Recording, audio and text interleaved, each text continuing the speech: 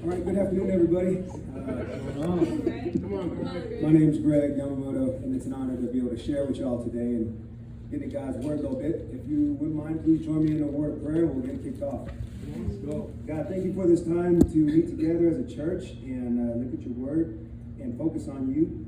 Pray that you'll bless the time. Help us to come in with open hearts, receptive hearts, and soft hearts. Pray you'll remove my flesh so I can read and preach your word, Father, powerfully, and that we can all kind of just get something great out of it, walk out of here closer to you, closer to each other, and ready to do your work. We love you so much, Father. In your mighty name. Amen. Amen. All right, please turn your Bibles to 2 Kings chapter 9. I don't have any fancy PowerPoints, and I don't have fancy titles when I make lessons, so the title of my lesson is Aggressive Faith. We're going to talk about being aggressive. And just a little background as y'all are turning to 2 Kings chapter 9. It's, first off, we're going to go through this chapter, and I don't usually like reading long things of the Bible during lessons because they drag on. I was told when I do lessons I should be brief, or I should be good, be brief, and be gone. I can do the first and the third for sure, and I'm going to strive for that. But this is one of my favorite characters in the Bible. It's a dude named Jehu. And a lot of people don't know about Jehu, so I wanted to make sure that we covered him well. You know, it's a good chapter. It flows well. But anyways, the background is Israel's in a bad spot, right? Ahab was the king for a while. Elijah was the prophet. Ahab and Jezebel, they're doing their thing. They're killing off all the prophets of God, and they want everyone to worship Baal and so on and so forth. Elijah being the only prophet left, and you know, he goes up there to Mount Carmel and he challenges Baal's prophets, right? He says, hey man, let's do this. Why don't we offer up something and see what God responds first? And so Baal's prophets are doing their thing and they can't make anything happen and they're acting a fool for like 12 hours. And then Elijah does his thing and God comes in and just, you know, eats up the sacrifice. Everyone goes crazy. That's the God. And they seize the Baal prophets and then they slay them. And Elijah kills them, right? And it's awesome. He does this great thing for God. And then the word gets passed up to Jezebel, and she sends him a little message and says, you're going to be like one of those prophets. You know, far be it from me not to make sure that happens. And he freaks out. I don't know why, after all he just did, you know, and slaying all these dudes, that Jezebel sends a message and he freaks out. He runs away, cowers into a cave, hides, and doesn't want to do anything. God has to come talk to him, and, you know, he goes through all this cool stuff, and he comes to him in a gentle wind and whispers, like, hey, man, go back to where you came. He gives him some direction. He's like, there's a guy that's going to replace you. His name's Elisha, or Elisha, however you want to pronounce it. And then you're going to anoint a different guy named Jehu, who's going to be the king, and he's going to crush Ahab and all his family. You know? So that was the direction God gave Elijah. He gets picked up by the chariot fire and goes off and does his thing, and Elisha takes over. And that's what we're picking up right here. Cool? Cool. Yes. All right. Chapter 9, starting in verse 1. Here we go. The prophet Elisha summoned a man from the company of the prophets and said to him, tuck your cloak into your belt, take the flask of olive oil with you, and go to Ramoth Gilead. When you get there, look for Jehu, son of Jehoshaphat, the son of Nimshi. Go to him, get him away from his companions, and take him into an inner room. Then take the flask and pour the oil on his head and declare, this is what the Lord says. I anoint you king over Israel. Then open the door and run. Don't delay. So the first impression we're getting of Jehu, right, is that he's got to be some kind of strong dude or crazy dude, because he's going to get over there, talk to him from this messenger, and he's got to get out of there. Get out of it. Pass the word and get away from this man. All right? That's the first impression. Let's keep reading. Verse 5. Oh, sorry, verse 4. So the young prophet went to Ramoth Gilead. When he arrived, he found the army officers sitting together. I have a message for you, Commander, he said. For which of us? Asked Jehu. For you, Commander, he replied. Jehu got up and went into the house. Then the prophet poured the oil on Jehu's head and declared, this is what the Lord, the God of Israel, says. I anoint you king over the Lord's people, Israel. You are to destroy the house of Ahab, your master, and I will avenge the blood of my servants, the prophets, and the blood of all the Lord's servants shed by Jezebel. The whole house of Ahab will perish. I will cut off from Ahab every last male in Israel, slave or free. I will make the house of Ahab like the house of Jeroboam, son of Nebat, and like the house of Baasha, son of Ahijah. As for Jezebel, dogs will devour her on the plot of ground at Jezreel. Israel, and no one will bury her. Then he opened the door and ran. So now, the messenger did his job, right? The word's been passed, the mission has been tasked, and Jehu has his orders. And if you notice, when the messenger goes and talks to Jehu, he doesn't call him Jehu, right? He calls him by his position with respect. Commander, you know? He finds him with his boys, he's hanging out, chilling, and he calls him and says, can I talk to you, Commander? Sir. And he goes into a room. And you gotta think, like, this is a time that Israel's not doing well. Jehu being the warrior that he is, he's a commander, he's sitting with his boys, and it's like, man, they're taking heavies from the Arameans, they're losing the war, they're dealing with a king who's married to a woman who doesn't love God or the prophets, and these guys do, and he's just in a tough spot. And then he gets pulled into a room by this dude, he gets these marching orders from God, and oh, by the way, you're the king. And, you know, he's getting set up to do something awesome. Let's keep reading. Verse 11. When Jehu went out to his fellow officers, one of them asked him, is everything all right? Why did this maniac come to you? You know the man and the sort of things he says, Jehu replied. That's not true, they said. Tell us. Jehu said, here's what he told me. This is what the Lord says. I anoint you king over Israel. They quickly took their cloaks and spread them under him on the bare steps. Then they blew the trumpet and shouted, Jehu is king. You look at Jehu right here, he gets word, and he just comes out, this guy's running out, you know, you can see the scene, this dude's running away, and they're like, what is with this dude, you know? And he comes out, and he's just all nonchalant, and they're like, hey man, like, what did he tell you? He's like, you know these crazy dudes are, man, they say this or that, you know, no big deal. And they're like, no, tell us what it is. You can imagine that Jehu was fired up, right? Because God just gave him basically carte blanche to go do whatever he wanted to fulfill this mission. He's a warrior, and God said, whatever it takes, you go crush these dudes. And I can imagine, you know, with that king being his boss, I'm sure some of us in here have had bosses we don't like, right, or haven't been good, and he's getting the word to go and crush his boss, he's a little fired up about that. And you look at the men around him, though, and how they respond to Jehu when he tells them that he's been appointed king.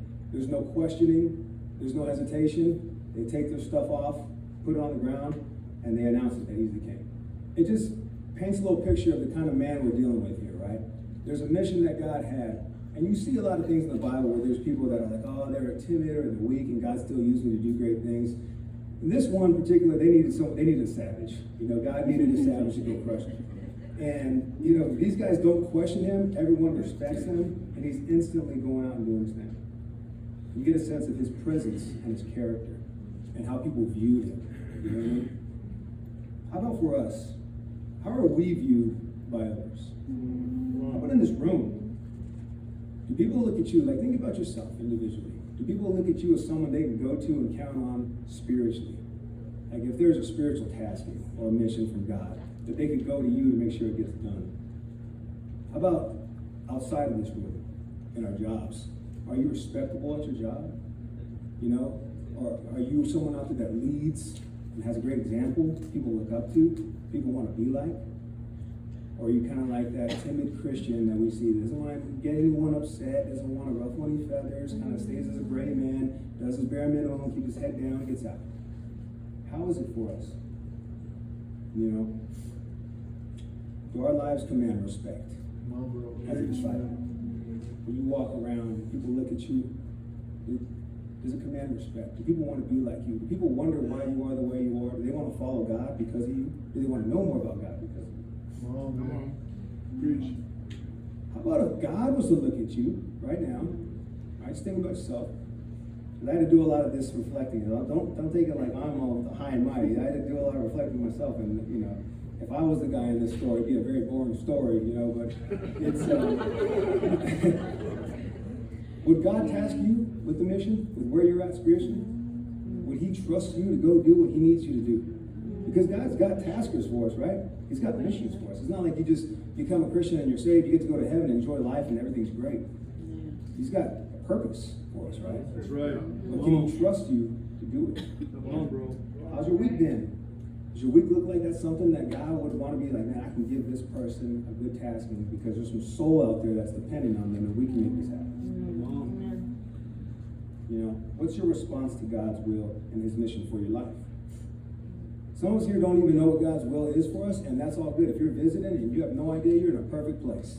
In fact, you're in a great place, because then you can find someone in here that can tell you the Bible will lay it out for you and give you straight, clear guidance, and then you work your relationship with God, and He will also put things on your heart and your mind, and you can get that help, and it's awesome. That's a great place to be. You're in a much better place than those who know what they're supposed to be doing and not doing it. That's right. You know what I mean? You look at Jehu.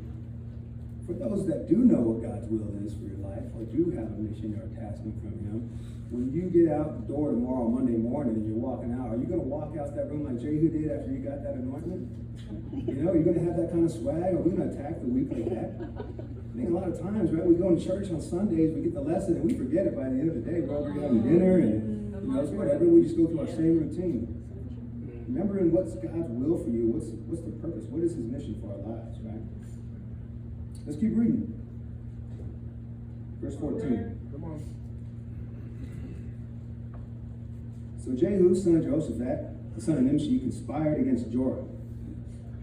Now Joram and all Israel had been defending Ramoth-Gilead against Jehu king of Aram. But King Joram had returned to Jezreel to recover from the wounds the Arameans had inflicted on him in the battle with Jehu king of Aram. Jehu said, "If you desire to make me king, don't let anyone slip out of the city to go and tell the news in Jezreel." And he got into his chariot and rode to Jezreel, because Joram was resting there, and Ahaziah, king of Judah, had gone down to see him. Just a little quick update, or background on this. Joram is the son of Ahab, who he is now the king of Israel, because Ahab's gone, and he's also the son of Jezebel. And then Ahaziah is the king of Judah. So you look at this, Jehu's going to go see him. And he doesn't want the word to be passed around about him being the king. He wants to do it himself, you know what I mean? He's not going over there and everyone's welcoming him with trumpets and everyone's all excited. He's like, "No, I want to go do this." And he just gets into his chariot and takes off. He's like, I'm gonna go deal with these guys myself. That's the kind of guy Jehu is. Let's keep reading. Verse 17. When the lookout standing on the tower in Jezreel saw Jehu's troops approaching, he called out, "I see some troops coming. Get a horseman," Joram ordered. "Send him to meet them and ask, 'Do you come in peace?'" The horseman rode off to meet Jehu and said, "This is what the king says. Do you come in peace?" "What do you have to do with peace?" Jehu replied. "Fall in behind me." The lookout reported, "The messenger has reached them, but he isn't coming back." So the king sent out a second horseman. When he came to them, he said, "This is what the king says. Do you come in peace?" Jehu replied, "What do you have to do with peace? Fall in behind me." The lookout reported, "He has reached them, but he isn't coming back either. The driving is like that of Jehu, son of Nimshi. He drives like a maniac." So, Jehu, he's cruising over there. He's got a task. He's focused. He ain't got no time to mess around with these messenger boys. You know what I mean? He's like, "Get behind me, boy. You ain't got nothing to do with peace. Who are you? You know what I mean? Get out the way, or you're going to get run over." And they did it. They didn't go back to the king. They don't even know. They don't know Jehu is the actual king from God, right? They just see this man. He has a presence about him. He has something about this guy that they're going to follow his orders, and they do not go back to the king. Both of them. And Jehu's recognized not by like his physical, so they don't know the guy. He's still far away. It's like, this guy drives crazy. There can only be one dude. It's Jehu. It's a maniac. You know. Have you ever met someone like that you just come across as so respectable, someone you just want to be like, someone that you would follow in a heartbeat? I remember when I was going through buds back when I was in the Navy, there was a master chief. I won't say his name, but he was like a hero for me and a lot of guys going through. But a little background on him, I don't know if some of y'all might be familiar with Lone Survivor, that whole story in that movie. And some of those the boys that got killed up there, one of them was married. And the way they found out where the guys were that killed them, we intercepted some ICOM chatter, and guys were bragging about, kill these Americans, and they took the guy's wedding ring. And so they found out where they were located. His master chief and his crew, part of a specialized unit, went out overnight, infilled all night, climbed up cliffs and rocks all night because they found where these guys were, and they went in there and they unalived all of them. right? And they took the ring off that guy's warm still finger and took it back with them and gave it to his wife, right? Just like a really cool mission, but he's got a ton of those. And one of them that was kind of cool to me was, he came into a room one day, clearing a room, and shot an enemy. The guy was trying to throw a frag, got shot. As he died, the grenade rolled and it blew up on him. When he came over comms, he was like, "I'm hit, but it didn't knock me down." And it's like, and he's a big yoked out dude, tats everywhere, and just a crazy guy, really humble guy though. But anyways, did some damage, messed up his face, messed up his vision, his eye, whatever, and took out some cartilage and some muscles, and he wasn't supposed to be able to do push-ups. But when we were going through training, he still did push-ups with us. And he didn't care. He would yell at us when he got angry, and because of like the messed up, skin and tissue, when he would yell, he would start bleeding out of his face, So he was just even more savage, And so I was just like, this man, it didn't matter how tired or how hurt or how whatever you were going through at the time. When that man came around, you were not going to let him down. You know what I mean? And I just remember looking at him, and he was just such a hero to me. And one time I won a race with my boat crew, and we got to sit down on the boat while the rest of the class got surf tortured because it pays to be a winner, you know what I'm saying? And, he came up to me, yelled at me, and I stood up. I was like, "Oh, Master Chief," and I thought he was going to punish me for something that I did that I didn't know about. And instead he's like, "You want an hour later?" And he just gave me an hour later. I was like, that was awesome. Anyways, I kept that rapper because I was like, "Yeah, my hero," he gave me his rapper. But of course, he made us go get back in the water because you can't let your class be tortured without you. So we went back and joined him. But the point is, and as I get back off that tangent, he was one of those guys to me that was a real warrior, that was someone that I just respected, I would follow anywhere, And that's the kind of character, the charisma, just the kind of personality and persona that Jehu had, right? And people wanted to follow him. And I think when we look at a story of a guy like that, like God knew that, right? And assigned him for this task. That's right. How about for us? Could we be those kind of people? A lot of us here are like, that's not my style, man. Jehu's not my cup of tea. I like Gideon, I like other guys that are more like me, and that's great, but I think there's a part of Jehu that we can be all of us, right? That we can be like this, and that's who God calls us to be when we get something done. Come on, bro, preach it. Let's keep reading. Verse 21. "Hitch up my chariot," Joram ordered. And when it was hitched up, Jehu King of Israel and Ahaziah King of Judah rode out, each in his own chariot, to meet Jehu. They met him at the plot of ground that had belonged to Naboth the Jezreelite. When Joram saw Jehu, he asked, "Have you come in peace, Jehu?" "How can there be peace?" Jehu replied, "as long as all the idolatry and witchcraft of your mother Jezebel abound." Joram turned about and fled, calling out to Ahaziah, "Treachery, Ahaziah!" Then Jehu drew his bow and shot Joram between the shoulders. The arrow pierced his heart, and he slumped down in his chariot. Jehu said to Bidkar, his chariot officer, "Pick him up and throw him on the field that belonged to Naboth the Jezreelite. Remember how you and I were riding together in chariots behind Ahab his father when the Lord spoke this prophecy against him? Yesterday I saw the blood of Naboth and the blood of his sons, declares the Lord, and I will surely make you pay for it on this plot of ground, declares the Lord. Now then, pick him up and throw him on that plot, in accordance with the word of the Lord." When Ahaziah, king of Judah, saw what had happened, he fled up the road to Beth-Hagen. Jehu chased him, shouting, "Kill him too!" They wounded him in his chariot on the way up to near Idlim, but he escaped to Megiddo and died there. The servants took him by chariot to Jerusalem and buried him with his ancestors in the tomb in the city of David. So, you look at what Jehu's doing here. He's going to meet with these two kings, and he's like, "Man, I'm here to deal with you and your mama. It's business time, and y'all are going to have to deal with some stuff." And after he smokes him, he just kills him, and he shot him with this arrow, and I'm sure he was having a great time with that. He's like talking to his boys, like, "Hey, you remember that one time that we were just chilling with Ahab, and God said this was going to happen?" It's like he's quoting prophecy from God, and he's like, "Yeah, throw that body, throw him on that plot that we talked about." It's like he's just having a great time, fulfilling this mission for God. Service and justice. It's kind of cool when you get to do something with God and you're doing it with your boy or your sister, right? And we're doing something for God and it's awesome and you're seeing it come together and you're just going to enjoy that time, right? Kind of like when you're in Bible studies with someone and you're seeing them make progress and you're helping them get to know God, and you're having quiet times together. For those who are visiting, those are time, that's a little thing we call for spending time with God, personal time with them. And you're seeing the progress that they're making. Man, it's awesome. And we're seeing God's mission kind of come to fruition, right? That's right. Amen. Talk about it, bro. But it's cool. He's like, hey, man, there can be no peace with all of this undealt with sin. It cannot be peaceful. And he was aggressive in his faith to deal with it. Now, how aggressive are we in our faith and our personal walks with God? First off, to know the mission that God has with you, you have to spend time with him, right? Yeah. We can listen to a message up here, and if we can listen to things online and people talk, but if you're not spending your own personal time with God, you're not really going to know what he wants you to do, or what he's calling you. That's right. Yeah. Right? Come on, talk about it, man. Because people on the pulpit, or people online, or people on CDs or MP3s or whatever you're getting your source from, Spotify, they can't live your walk with God for you. You know, that's something you have to do. How aggressive are we in our faith and our personal walk with God?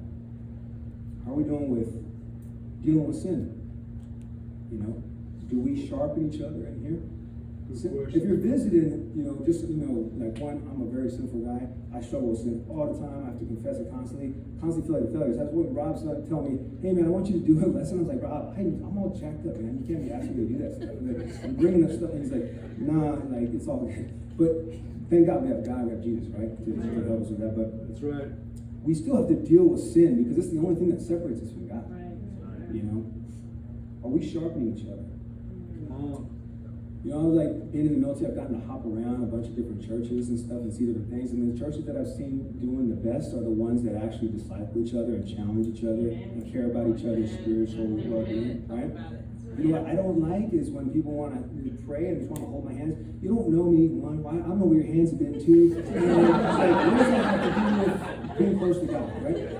That stuff used to bother me. But you won't ask me about my walk with God. You won't ask me about my quiet times. You won't ask me about what sins I'm struggling with. But you want to hold my hand. You know? And that's cool if you like that, and that's cool. Hey, I'm not against that. I'm just saying, I prefer, if we're going to do that, take it a step further and engage someone. Engage someone on the heart level as well. You know, come on. Good stuff, man. Good stuff. Keep it up. Dealing with the sin. For me, I can focus on many things over what God's mission is. Right now, I'm currently doing the V course for the A-10. It's a really cool aircraft.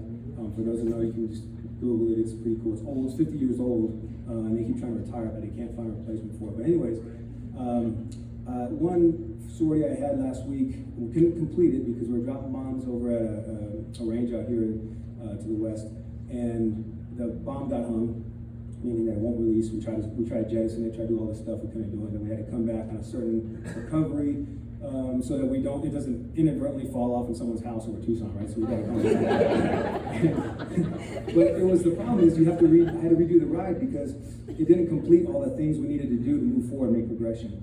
So then this week, we do it again, and then this time I made some mistakes on some things. I smoothed it out, but there was a couple runs we had to redo, and because of those mistakes I made, we didn't get to the other things we need to knock out, so I have to do the ride again, so I'm flying it tomorrow.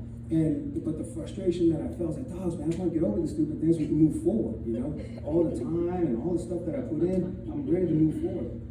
And I was like, dude, and I started looking at Jehu, and I was thinking about this week, and I was like, man, how much time did I spend on studying, prepping, chair flying, doing all this stuff?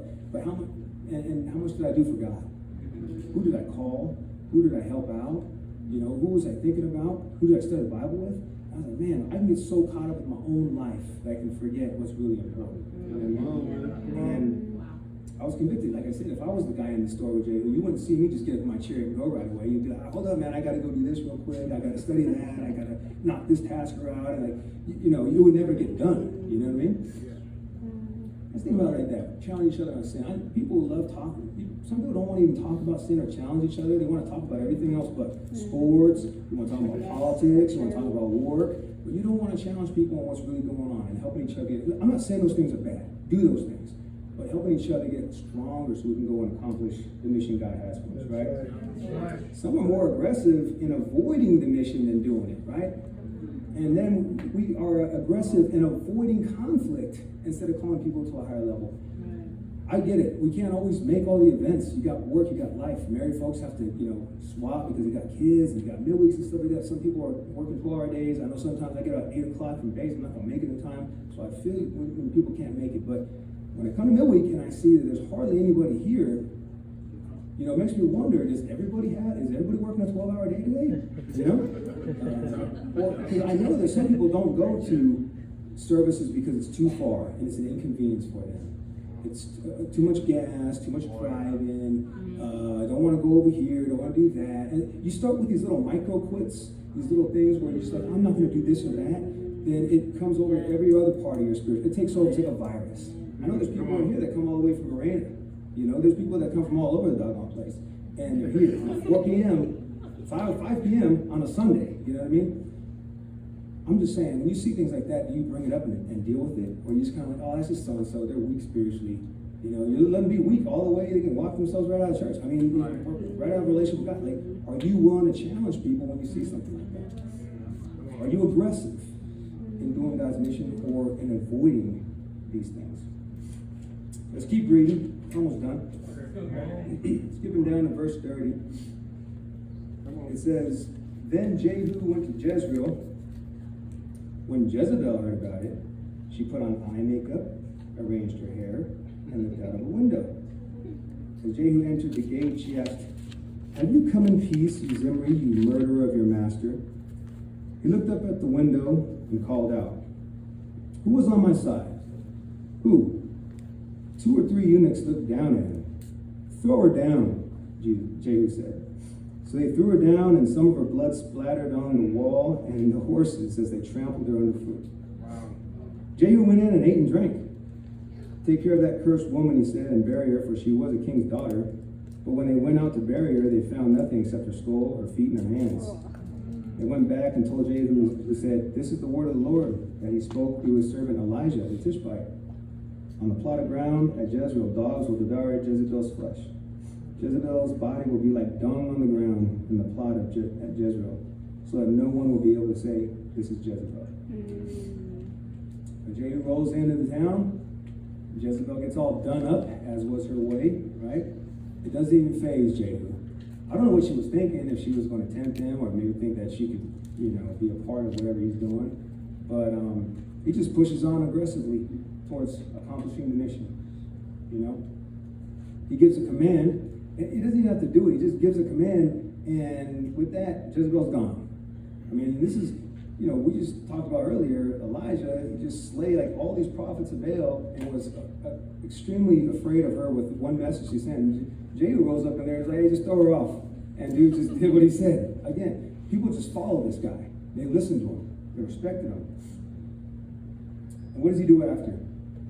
He goes and eats and drinks, you know what I'm saying? You gotta chill out after a successful mission. It's time to celebrate. You gotta relax, you gotta recover. And that's how he rolled. And then he tries, feels good to crush the mission. He says, hey, you can go bury her, whatever. And then they're like, she's like basically like dung. She's like a turtle on the ground, she's done. All right, whatever. Come on, preach. Jehu, it's funny, like when you're focused aggressively on God, how you can just overcome temptation. You focus on building your faith. Jehu isn't going to be swayed left or right because of this woman who's been notorious or infamous, and just very, evil and had a lot of power. He didn't worry about it. He had a mission, and she was the final cherry on top. He needed to get her out of there, and he did. So ways we can focus on building our faith aggressively. One area is the church, right? The kingdom, this fellowship. You look at our singles and our young pro singles and campus ministry. It's been building some pretty cool momentum over the last month. We've had a couple baptisms with Amy and Isidro, and it's been super encouraging. We've got a very talented group of people, both in the singles and in the campus, and they're growing. And it's cool to see guys fight through those things. We got struggles too. We got guys struggling and going through different things as is, to be expected. So we need help, but they're doing a great job. But it's like, changes are coming, as y'all know, in the next few months, right? Leadership all over the place. And people are going to need to step up. And part of that stepping up, at least in the singles and the campus, is we need folks to kind of bring them in and teach them a little something, The Marys are a big deal for singles in campus. That's how you kind of help prep them for the next stage in life, and they could use your help. You know, one of those things that they could use help with is dating and purity, right?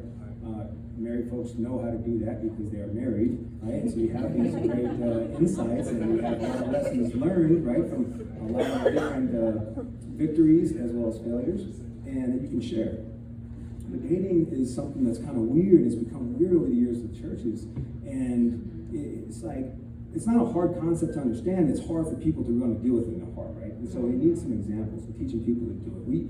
If you're visiting with us, we don't, there's nothing in the scripture to say you need a date, right? There's no dating scriptures. We just do it to kind of help with purity and help people learn how to build pure spiritual relationships. It does not solve the purity struggle. That will always be there. It just helps, right? And married folks can help with our young leaders because the future of this church lies in the young professionals ministry, right? And how you want your church to look in the future, a lot lies with you married folks to do that. You can determine how this church is going to be. You can have a cool leader up here, and you can have some people over here preaching on Sunday doing the thing, but y'all on the grassroots level are the ones that are going to determine the trajectory of the church. Right. And you've got some talented people here that are young, but they could use your help. How about for evangelism? How have we been doing with that? Are we sharing our faith? If we've been doing good, then awesome, keep it up. But if not, then why? What keeps us from evangelizing? Are you afraid? Are you insecure? You don't know how to do it?